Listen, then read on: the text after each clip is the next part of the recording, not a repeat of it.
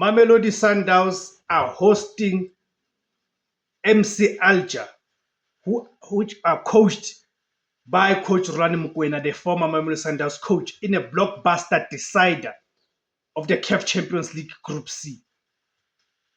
The permutations are quite clear. Mamelodi Sundowns have to win this match to progress to the quarterfinals. A draw won't be enough. A defeat won't be enough for Mamelodi Sundowns.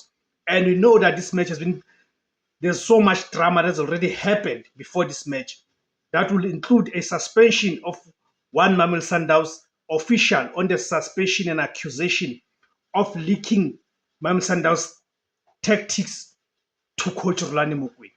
So as Mamelodi Sundowns prepare, right, as Mamelodi Sundowns prepare to face former head coach Rulani Mokwena's MC Alger at Loftus